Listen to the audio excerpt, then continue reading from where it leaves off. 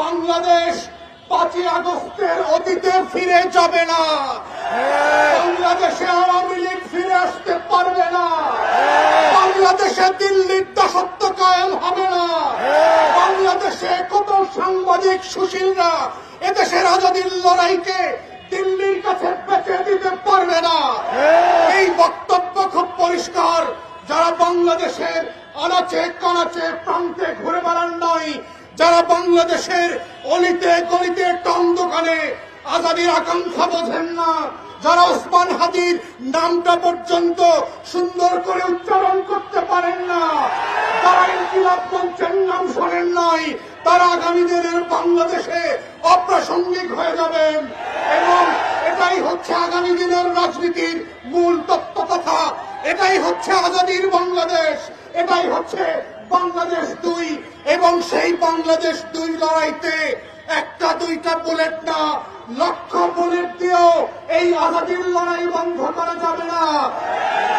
আপনারা বারবার চেষ্টা করেছেন, হেফাজতের গণহত্যা হয়েছে, 1,64,000 বুলেট মেরেছিলেন, আওয়ামী লীগ ক্ষমতায় থাকতে পারে নাই।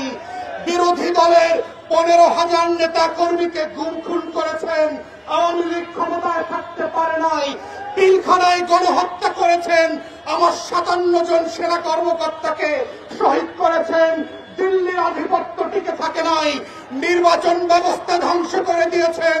16 বছর ধরে গোলাম গণমাধ্যম দিয়ে বাংলাদেশের আজাদীর বিপক্ষে প্রত্যেক দিন তথ্য সন্ত্রাস করেছেন, আওয়ামী লীগ ক্ষমতায় থাকতে পারে নাই।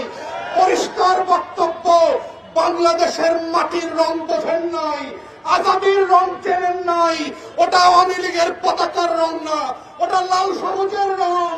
ওটার জন্য লক্ষ লক্ষ মানুষ জীবন দেওয়ার জন্য যেমন প্রস্তুত আছে, আগামী দিনেও থাকবে। অর্থাৎ শত্রুরা সাবধান, লক্ষ বুলেট প্রস্তুত রাখতে পারেন। আমরাও লাল সবুজের পতাকা বুকে পেঁচিয়ে দিয়ে বাংলার আনাচে কানাচে আমার স্বাধীনতা আজাদীর লড়াই চালিয়ে যাব। শরীফ ওসমানদেরকে নতুন করে পাড়ায় মহল্লায় আবার পরিচিত করানো হবে এবং সেভাবেই প্রজন্ম থেকে প্রজন্ম ইনকিলাব জিন্দাবাদ হয়ে থাকবে। ইনকিলাব ইনকিলাব জিন্দাবাদ জিন্দাবাদ, ইনকিলাব ইনকিলাব জিন্দাবাদ জিন্দাবাদ, ইনকিলাব ইনকিলাব জিন্দাবাদ জিন্দাবাদ। আসসালামু আলাইকুম।